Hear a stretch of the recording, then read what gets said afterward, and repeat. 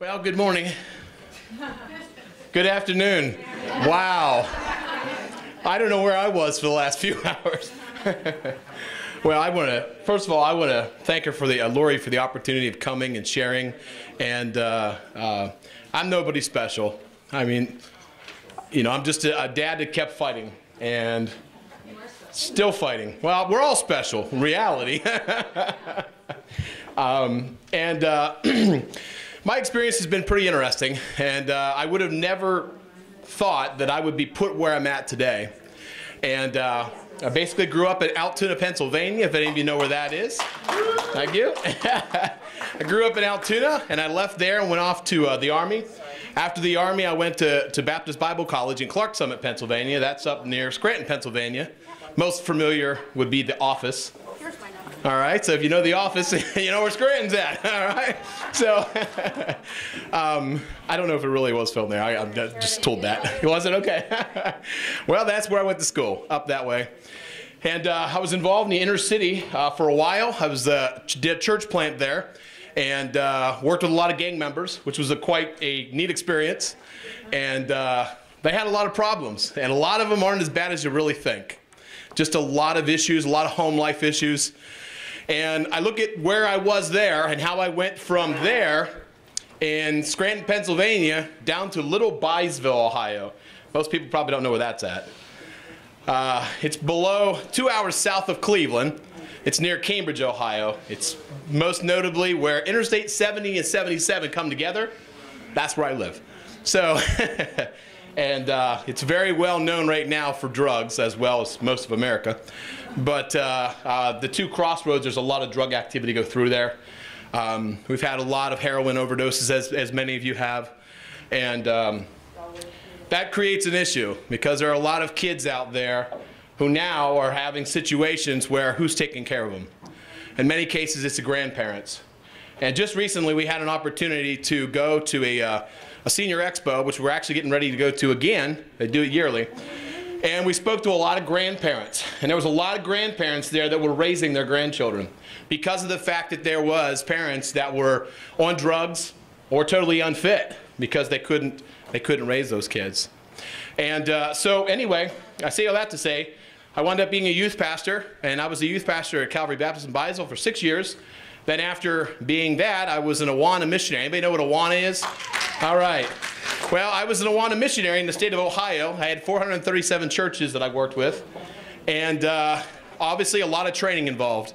So I worked in those churches, trained adults to work with kids, and I was also a foster parent, and we adopted 3 children, and I was also a foster kid. And I actually came from a very good situation. My stepfather and I didn't get along, so I wound up going and living with some folks that went to the same church I did. And they basically fostered me for a couple years until I went back home, which was really cool because I went to that high school and set all kinds of track records there. But anyway, they were pretty slow there. But anyway, so I know it doesn't look obvious anymore. But the only thing I run to now is the refrigerator. But I say all that to say that I truly believe that all my experiences in my past have helped me where I'm at today. To be able to relate to children, to be able to relate to parents, and even in my own situation. I'm a certified breakthrough parenting instructor a couple years ago. I went through that course, completed it. Dr. Jane Major was actively involved in that. Catherine knows Jane Major personally. And it was an awesome course. There's a lot of courses out there. Darcy's got one. You heard one of the Barb mention, she's a coach. But there's a lot of different programs out there, guys, where it's becoming real. And the ultimate goal is we're here to help. We're here to help. And some of us have been through these experiences so much, and for so long, we're able to relate to some of you that maybe are just fresh to it. And maybe some of you that have been in it a long time that just need the support and just need the education. That's why we exist. My presentation was going to be a lot of this, but I decided, nah. I sat over there at the table, and as I was going through some of this, I thought, some of this stuff we've already talked about, all right? So I'm actually going to skip a bunch of stuff, which should make you all happy. But I'm going to skip some stuff because I want to talk about some other things as it pertains to parental alienation. So just ignore me for the next few seconds as I skip ahead.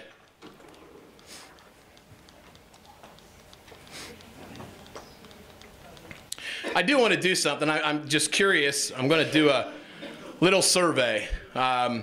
Stand up if you've been alienated from your children for less than 2 years. 2 years or less.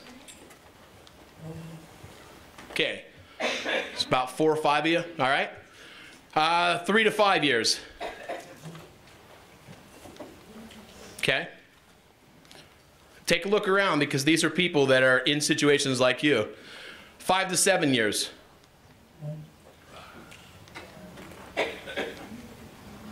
All right. 8 to 10. Okay. 11 to 15. 16 to 20. Anybody over that? Anybody over 20 years? That's good, because you all look too young to be there. All right. Well, one of the things that I've been passionate about is, I'm no doctor, but one of the things that I saw in our organization is we saw a lot of people that were faced with health issues. And a lot of these things wind up happening with these youngsters on a regular basis, with these adults on a regular basis. So what I want to talk about today is I want to look at the health issues. And like I said, I'm not an adult, but these are things that I have seen from every individual at some point, you know what I mean? Different individuals, different things that have been in our organization and the things that they've had to struggle with. Stand up if you've ever struggled with depression and anxiety. Yeah, that's what I thought. All right. All right, you can have a seat. You know, stressful life events can lead to clinical depression by those who may be susceptible. I would say that we are. We are battled with all kinds of stress in our lives because of the situation of having a child ripped away from us. And because of that fact, and because of the fact that we have had the child ripped away from us, it becomes worse and worse. According to the research out of Harvard University, has found that chronic stress may also increase anxiety. When you're struggling with the loss and trauma of a divorce, the first step to avoiding mental illness is getting help. Today I'm going to use a lot of examples from my own personal life as well as my children's lives in this presentation. The very first thing I did whenever I went through my divorce, I found a counselor. The very first thing. Well, after slamming my ex-wife for being a douchebag. Whoops, did I say that? No, not like that. So, I mean, it hurt. You know what I mean? Basically, I was a good husband. Had been doing everything right. While I was traveling on the road as a Rwanda missionary, she had other plans with other people. So, and that made it hard for me. And I tried very hard to reconcile our relationship. I actually found myself in a situation where the doctor wanted to put me on medication. So I said, okay, sure. I mean, it's obvious that I'm stressed. It's obvious that I'm depressed. It's obvious that I'm struggling here. So I went ahead and I took the medication. Did nothing for me. Absolutely nothing. And so I wound up finding somebody who was really great. And it just so happened to be that it was a woman who I knew. She was a clinical counselor, and she was a pastor's wife. And being a former pastor, I knew I needed somebody who was going to spiritually lift me up and encourage me at the same time. So I wound up meeting with her, and I'm going to be honest with you, she's the reason I'm here today. Why? If I cry, by the way, it's because I'm a real man. All right, I just want to clarify that. I also wear pink. So, but it was really difficult for me because the reality was it also causes suicide. This is where I cry. During my divorce, after I found out that I wasn't going to see my kids again, I wanted to take my life. We just had a house fire at my house. I'm going to need tissues. We just had a house fire at my house, and thank you. We had a house fire in our house, and I use used ones too. I was at a point where it just wasn't worth it. I felt like she took the kids, she's taking everything else from me. What's the point? We had the house fire, I wound up losing all this money. The court ordered me to give her half the money that it was needed to use to fix the house. So all my money went back into fixing the house, and her money went into a dirty lawyer. And that's exactly, by the way, that lawyer's no longer practicing law. But the reality was, I was at that point. Now here's the kicker. I was so mad at her that I texted her, or so I thought it was her, telling her I was ending my life. I sent a text to my daughter.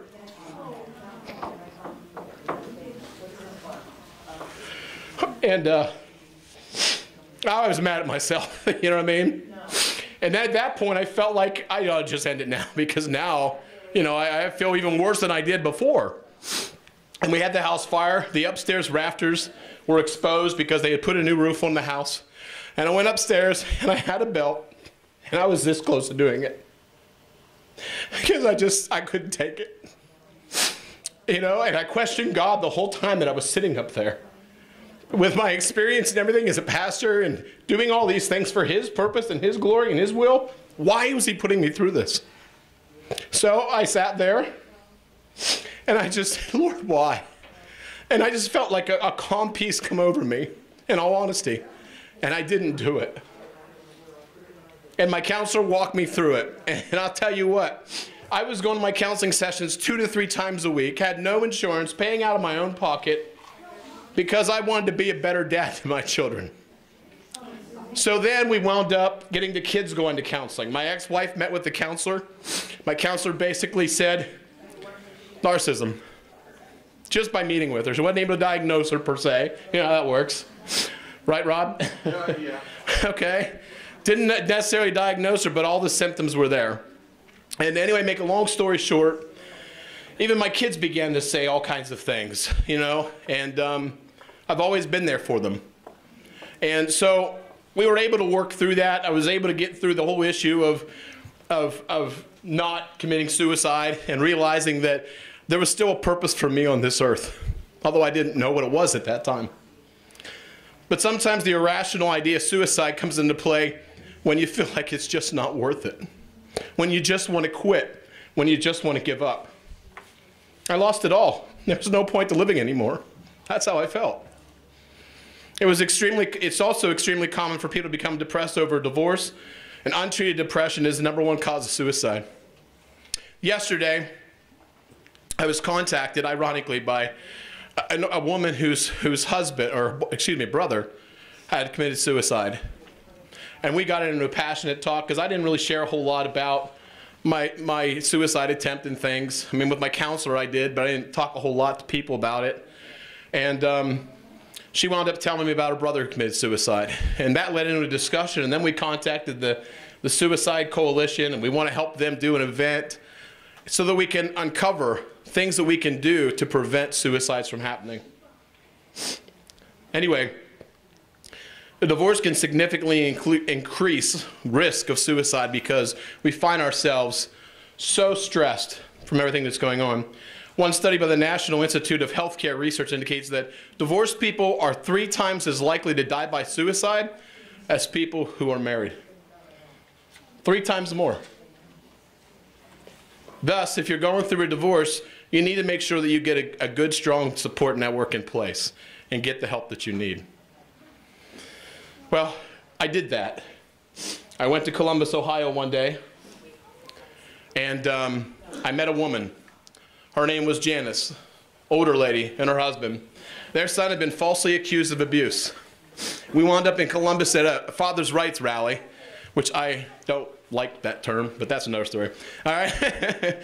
That's how I started out, because at that time I felt like all these dads are basically, for a lack of a better term, getting screwed. Well, in the long run, I realized it's not just dads. There's good, loving moms out there that are going through the same thing. So I met her. And then from there, her and I came back to Cambridge, Ohio, talked, we said, hey, we need to find others who are going through the same thing as us. And from there, grievances started getting filed against our magistrate, against our judge. We did exactly what the lawyer speaker said. I forget his name. Ashi? Is that right? Whatever his name was. All right, she's okay. We did that. We filed the grievances. And we got a letter back from the Supreme Court basically saying we are aware of the issues in your county. However, you may not see the changes, but there will be changes made. This was several years later though, okay? I say all that to say that that support group is one of the things that have kept me going. That support group is what has helped me to be a stronger person. So when everybody in this room says get support, find people who know each other, that have been through what you've gone through, that's what you need to do. Because those people that are going through what you are going through, they can understand and they can relate. Whereas you go talk to somebody who doesn't understand, oh, I'm sorry for you. I can't imagine what that's like. Exactly, you can't because you've never gone through it, okay? But it brings up stress. Stress causes, divorce causes chronic stress because it's an ongoing event. I'm just curious in this room, how many of you have had a custody case that has lasted for more than 8 years? Okay, good number of you. Well, 5 to 8 years, how many? All right, so there's a good number of you. The chemical of our body secretes during times of acute stress. The body will continuously release the stress hormone, cortisol. We've all probably heard of that because we've probably seen all the commercial ads telling us about their products. All right? But the release of large amounts of cortisol during a period of long-term stress, like during a divorce, can affect nearly every system in your body, including your blood pressure and heart rate. And there was a point where I had to check my blood pressure all the time. And my heart rate would just race because I was just so stressed with everything. Trying to fight for custody of my children, and at the same time trying to work a job, and at the same time trying to be a pro sayer because my other 3 lawyers did absolutely nothing for me. It was difficult. And during that time I started taking law classes because I wanted to educate myself. There's free classes online, like law classes, that you can actually take. So that's what I did. I didn't have any money, so let's take the free stuff. But I learned a lot from that. And from that, I wound up being more knowledgeable in the things that a lot of us face. You know what I mean? And what we go through. It allowed me to know how to prepare my emotions and things like that when I went to court. But stress is caused when you feel out of control. And this is the worst out of control thing you can possibly go through. Not having your children. Man, it kills us, doesn't it? And that's going to cause the body to have a fight or flight response. Somebody mentioned that earlier today. A fear, response to fear or panic. Identity crisis. Any of you ever question who you are? Any of you ever question why this happened to you? Divorce can leave you struggling with full-blown identity crisis as you struggle to figure out who you are without your partner. A 2010 study found that breakups can seriously disrupt the sense of self. In a case of divorce, when your finances, your home, and your family are all connected with your former spouse, this includes the clouding of self-identity could be particularly severe. And when a relationship ends, sometimes the sense of self ends. I remember sitting down with my ex-wife, and her and I actually had a good relationship at the beginning. We sat down and we said, hey, let's do what's right for the children. And she did. We were alternating. We were both going to do a schedule. We did a dissolution. Everything was going to be settled, go through the court. I signed the paperwork. She never turned it in. She never turned it in. She never signed it. Didn't understand why. And I remember the email, because I was representing myself pro se, where she sent it to the lawyer, included me in it. And I looked at it and I'm like, I'm getting played here. Well, it wasn't long after, right before our final divorce hearing, that I was accused of abuse, sexually abusing my girls. And that was one of the hardest things for me. It's so frustrating whenever you're accused of something, and as Rod said, you have to sit there and you have to prove you're innocent. And in the court's eyes, because they err on the side of caution, as they say, that's what they say, right? You have to prove that you're innocent. Well, it was hard. I kept fighting. I kept fighting. I kept fighting. I wasn't able to see my kids. All of a sudden, it was cut off. First, I wasn't able to see the girls, but I was allowed to see my son. And my oldest son, he was old enough. My ex-wife didn't want anything to do with him because he was trouble. So she gave the bad dad, abusive dad, the troubled teenager. You must see something wrong with that? Anyway, so, and he was a challenge. You know what I mean? But the reality is that young man today is 27 years old. He owns his own business in town where we live. He's united with me. He doesn't talk to his mother. Not because I discourage it, I've actually encouraged it. Same with my daughter. My daughter even went so far, I've been reunited with her. She said the same thing. She says, Mom, the reason I'm reaching out to you is because Dad said I should. So despite the fact of what she has done to me, I still wanted my children, or our children, if I say my, you know what I mean, our children to have a loving relationship with her just as much as they wanted to have a loving relationship with me. In prayers that number 3 and 4, I eventually would see. Well, number 3 is now 18 years old. So 2 children are back to Ohio. 2 children remain in North Carolina. And now I have one that's asking questions. And he's asking to see court documents and all this other stuff. And I won't give it. I just can't. And I know he's 18 years old and he's an adult. You know what I mean? But there's part of me, it's like, if you want to come and you want to sit down and we can talk, that's fine. But I'm not going to sit there and throw all these documents, especially when you're still living with your mother. Come on. All right? All right? But the reality was, at that point, I just feel like I'm going to sit back and watch and see what happens. Because my 2 biggest supporters are my 2 oldest that saw what has happened and everything I went through. And the identity crisis that I found myself in. Because I began to doubt myself. After my divorce, I didn't date right away. I didn't date right away. You know why? Because my ex made me believe, she stated this to me, no man can resist me, no lie, and no woman will ever want you. Well, she's now married to a con artist, and I'm married to a professional accountant. So anyway, see how that worked out. But anyway, but there was a period in my life where there was a lot of doubt. There was a crisis identity because of the fact that I didn't feel like I was myself anymore. I was a good dad to my children. I attended all their sporting events. I coached their teams. I was involved in everything they did, literally. And that was one of the things that my daughter noted. When they left to go to live with my ex-wife, you know what my daughter said? Mom wouldn't let us do anything. Mom didn't come to anything. But Dad was always there. I always showed my kids that I loved them. And just like you heard today, Facebook can be a dangerous tool, but it can also be a helpful tool. Be careful what you post online. I tell people in our group all the time, put pictures up there and say I love you. Say I miss you. Post pictures of doing fun things with them that you did. That helps them to remember what a good grandparent or parent you were. That's the way to go. That's just my opinion. Hey, what do I know? Weight gain. Now, I don't know anything about this, but if I did, chronic stress, unfortunately, can take a toll on your waistline. Long-term stress has been linked to the storage of excess abdominal fat. This is called an abdominal, and that is fat located on the inside.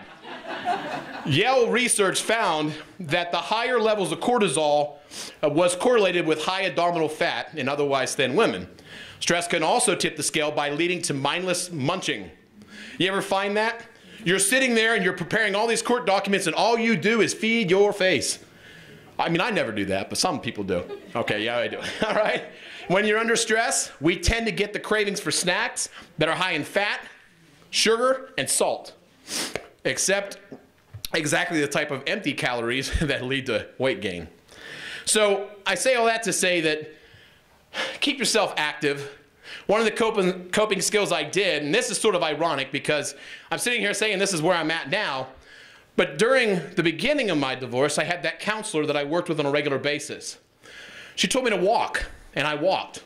I went from 301 pounds down to 212 in 9 months.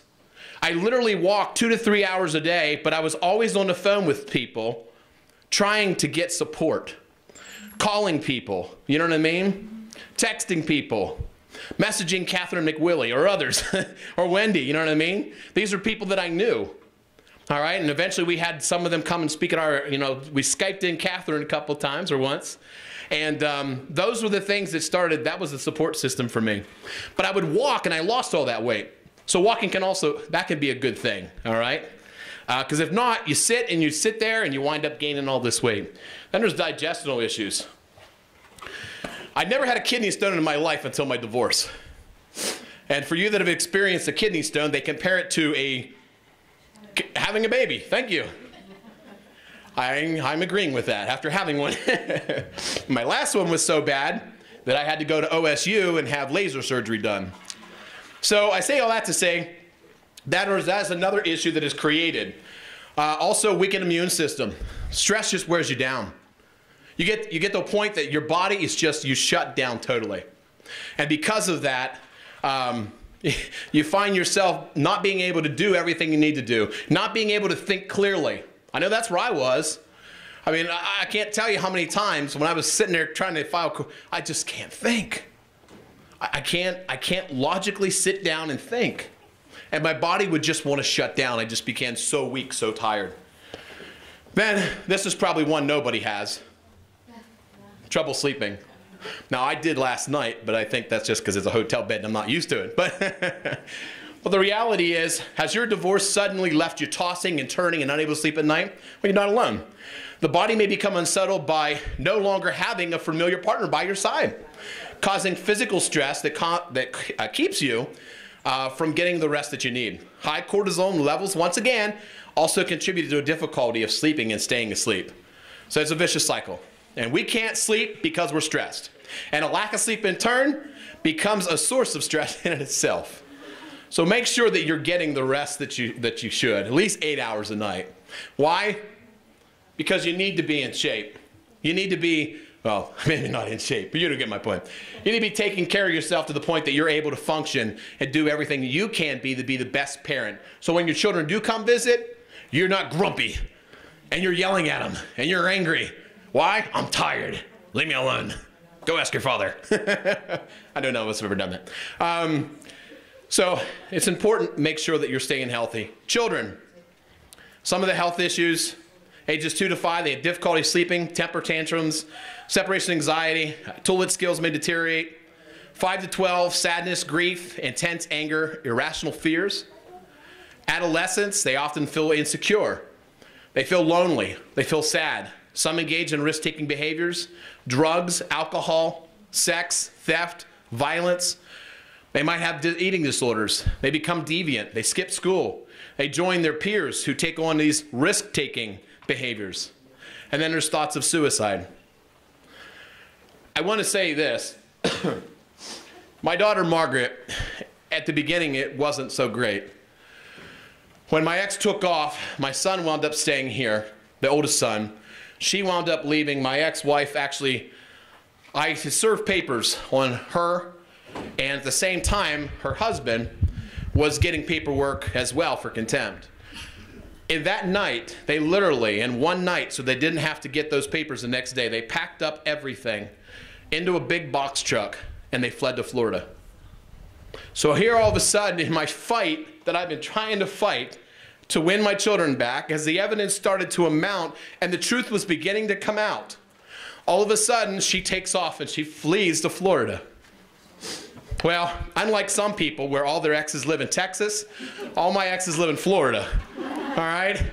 And it was ironic because one of my ex-fiancés lived 15 minutes from my ex-wife. And then a cousin that I didn't know that I had was attending the same school as my children. Wow, talk about weird. But sometimes I think that those things happen for a reason, because they were my eyes and ears in many ways, you know what I mean? And I say all that to say this. It wasn't that easy. When they first moved, and they went to Florida, before the move, my daughter started cutting herself. She started slitting her wrist. The pain of the divorce had started. As soon as we filed for divorce, she felt like she didn't want anybody else to feel the pain, so she hurt herself.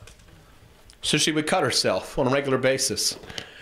And I questioned it, especially when it got summer and she was wearing long sleeve shirts and things. And I saw it. And I questioned her on it. My ex-wife's response to her was, well, what did your father say when he found out you were cutting yourself? You know, once again, it's like, what did, you know what I mean? One against the other. She thought I would be angry or upset with her. No, I knew she was hurting because I was too. I knew the pain she was going through. I tried to do something stupid myself, and here my daughter was trying to commit suicide. After the move to Florida, what did she do? She tried taking pills countless times because she missed being back in Ohio with her friends, with her dad, and with her big brother. Not that she didn't have siblings down there too, but she missed what was back here. This is where all her friends have been. She was involved in sports. She was volleyball, basketball, you know what I mean? Softball. So her life changed dramatically when she moved to Florida and was not allowed to do any of that stuff. And it always breaks my heart to see that there's things I did during our divorce that I knew probably caused pressure on my kids. And a lot of times we sit here and we think, oh man, am I really guilty of parental alienation? I was. I didn't know what it was. I think sometimes we do it and we don't think about it. I remember asking my children, hey, who was your mom talking to this week? Who's that guy who came over the house? You know what I mean? And what was the point? I was hoping to get info. I was putting my kids in the middle. And as I began to learn more about parental alienation, that's when I began to realize that this is all wrong. I'm doing all the wrong stuff. So I began to educate myself. And I wanted to educate myself because I wanted to be that better dad. So I say all that to say, she did wind up going through that. She wound up going to counseling. Her mother put her in counseling down there. She wound up going to a counselor, and my ex-wife pulled her out of there because she started sharing with the counselor what was going on. And guess what happened? The counselor said to my ex-wife, you're part of the problem. So what do you think happened to my daughter? No more counseling. Boom, gone. Well, obviously, I didn't know a lot about this. So I say all that to say, those are the things that brought suicide onto my daughter. She was really struggling because of all those different issues. And because of those issues that she was facing, she was at a point that she wanted to give it up. But I just thank God that she didn't, and that she's back here today. And for you that have never seen her video, for her senior project, she wanted to do her senior project on parental alienation. But I didn't want to be directly involved. So what I did is my secretary of our organization, she wound up working with my daughter in creating this senior project for her senior project in North Carolina, because they moved from Florida to North Carolina eventually. And she wound up doing that. When she came back to Ohio, she just started telling me, Dad, Mom lied about this. She lied about this. She lied about that. She lied about this. Thank you. Thank you for never giving up. And court-wise, I did because I had no more money. But I was always constantly posting stuff online.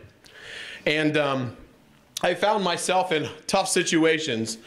Never been in trouble with the law. During my divorce, I was arrested twice. Never been in trouble with the law. The first time I was arrested, I saw her outside of Walmart. We got into a huge argument, and I got arrested. Disorderly conduct, right? That's what they called it until I got to the jail. Then they called it domestic violence. Then they pleaded back down to disorderly conduct. See how that works? They're going to get me for something. And I did. I like an idiot, I said, yeah, I was guilty. I yelled at her. I chewed her out. You know what I mean? So I wound up getting a disorderly conduct. Didn't affect my job or anything like that. But when the allegations of abuse came out, and I am applying for a job because I have a master's degree in education, schools weren't jumping on me right at that time. And because we're a small area, everybody knows everybody, literally, and they know everybody's business. So it made it very difficult. I ran for public office just a few months ago, or more than a few months ago, back in November. And when I ran for public office, all that people could do that were running against me was talk about how I don't get to see my kids. My campaign was a man for the families, because that's what I'm about. But the opponents that I ran against, it's not how they saw it. Well, he didn't get to see his kids. What about the two I did get to see? Oh, did I say that? All right. The problem was, that's what people will do. People will use negative any way they possibly can to get victories. And your exes are much the same way. They'll do anything they can. They cause you stress to make you look bad, and then basically take your credibility away from you. Well, I wound up getting arrested again. This time when I got arrested, she said that I was stalking her. Well, they arrested me, took me to jail, bowed out. It went before a jury. And I knew everywhere I was because my lawyer, there was good points about him. He told me document everything, so I did. I documented where I was. Every time that I was on Facebook, I would check in where I was. That's the kind of stuff I did because I wanted people to know this is where I was. I would take pictures with people. That's probably why Wendy takes pictures. So, no, I'm just kidding, Wendy. She wants her ex to know she's here at Erie. No, not stalking him. But that's what I started to do. You know what I mean? I started protecting myself. To make a long story short, we wound up going to a jury trial.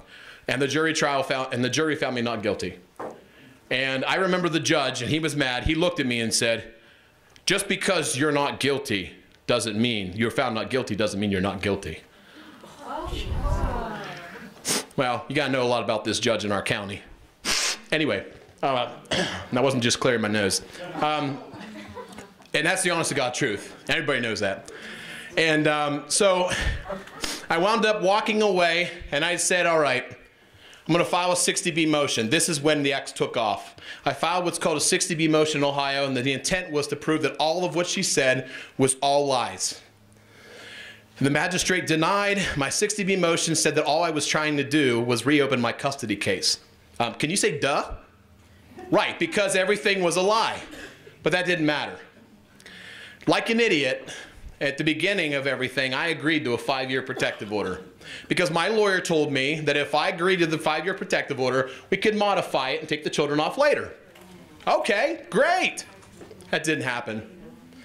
In year 3, this girl started messaging me on Facebook. Didn't know who she was. And she just happened to be from the same area as my daughter. Well, who do you think it was? It's my daughter. In year 3, my daughter started communicating with me, and I could not let on that I knew it was her, because if I did, I violated a protective order. So I basically, I don't really know who you are, but, you know what I mean? I talked to him for a while, but the last time that she created an account, she put her actual email address. Well, it was my actual daughter. Anyway, make a long story short, the protective order was in place. The courts knew I violated a protective order, but did they come after me? No. Why? Because my daughter reestablished the relationship with me. And they never came. That's when my daughter did her senior project, made the video. If you haven't seen it, it's on YouTube. I think it's like 20-something thousand views on it. And What's the name? it's a parental alienation with my daughter. I don't know the exact name of it. It was an interview with her. I can provide the links if you want. But in that interview, it's actually, if you want to find it, you can find it on ParentsUnitedUS.org. It's on there. It's also on Howie Dennison's site, which I don't know exactly what it is. Site. It's just Google Central Ohio Parental. Yes, that's the best way to find it. Central Ohio Parental Alienation, and it's on there as well. But one of the big things there, once again, being the chapter president, everybody said, hey, go ahead and interview her. You know what I mean? Nobody else wanted to do it. So I interviewed my daughter, asked her questions, and she basically shared everything that had happened. I want to say this about the system. Sometimes there are people out there who are doing all the right things. Okay? How am I on time? Got 15 more minutes? Yep. 5. 5, okay. Bummer. All right. I'm going to blame that on Wendy. No, I'm kidding. There you go. What was I saying now? Doing all the right things. People doing all the right things. Yes, the system. How could I forget them? During my custody battle, I didn't understand a lot of what was going on. It didn't make any logical sense. But when my daughter came back from North Carolina to Ohio, and her and I built that relationship, and began communicating, I started showing her pictures of different people. I said, do you know this person? Oh yeah, he was coming down the house and visiting Mom and Drew. That's her husband. I said, do you know this person? She said, yeah, he came with her. Well, that was the supervisor at Children's Services. Well, apparently my ex-wife was hanging out with the supervisor at Children's Services. So I started getting all kinds of people contacting me because I started posting. Anybody in Guernsey County ever have a case that they felt was unjust? And I started getting these messages coming in. This was in here in Ohio. And so I started getting these messages coming in. And case after case started coming in. As it came in, I wound up getting one woman who had a tape recording where, this is no lie, I have it. In the tape recording, it stated basically that the caseworker was fixing cases in exchange for sex and drugs. No lie. It's sitting in my house. Should have brought it, we should have played it. Anyway, and I wound up later going to Children's Services years later after my daughter shares all this with me. My daughter has even said this stuff has never happened. But you know what? The courts won't budge. They won't budge. I've done everything I possibly can. My daughter was interviewed by camera with Children's Services. There's no video. Where'd it go? It's gone. These are the kind of things that bothered me. It was like, wait a second here. Whenever I talked with her, she said, hey, when I did meet with them, I didn't say these things were abuse. Children's Services was telling me it was abuse. You know what I mean? I'll give you an example. So we first wound up, she wound up coming to stay with us and foster care, and we wound up adopting her, and we wound up adopting 2 other children. And basically, long story short, I checked to see if she was, taking a shower. She'll tell you this. And she wasn't. She had her head under the sink. So I said to her, I said, I'm not leaving until you get in the shower. Well, Children's Services says that that's abuse. Okay? I'm sitting there and I'm thinking to myself, boy, I can't be a parent, can I? I can't make sure that my child jumps in the shower and takes a shower. You know what I mean? Simple things like that. It's like, and they told her that that was abuse. Abuse. So after all this research, and after I kept probing, and this was before, once again, she moved up here, all her friends were at a sleepover. And she was at a sleepover, and she told all her friends, my mom made me say this stuff about my dad, or I would regret it. All these affidavits started coming in. And their friends, parents submitted it, and I submitted it to the courts. It was ignored. It was like, you know what I was told by the caseworker? You need to stop talking to your daughter's friends. First of all, I didn't talk to my daughter's friends. Their parents talked to them. You know what I mean? They told their parents told me. They agreed to file the statements and write affidavits, sworn affidavits, and we sent it in the court. Pretty much ignored. And I was told, don't talk to them. I say this to say that there are people in the system that are doing a great job. I mean, you got a lawyer who's here today. He's fighting for us. Brian Ludmer, same thing. There are great people out there who've been in law enforcement.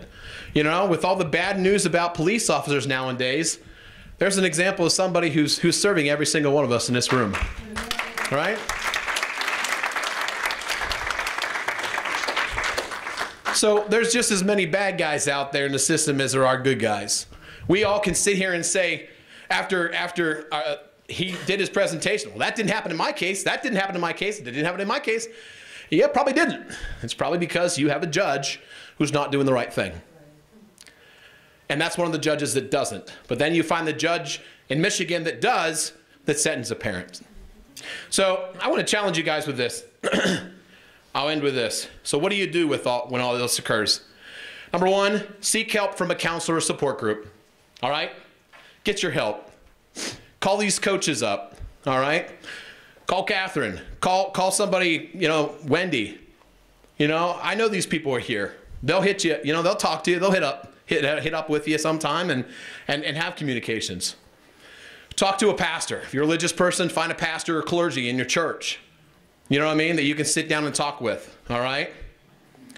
Third thing, keep yourself active and keep yourself busy. Because too much dead time, you find yourself in dangerous situations. So be careful of the downtime that you have. And the last thing, focus on yourself and focus on your health.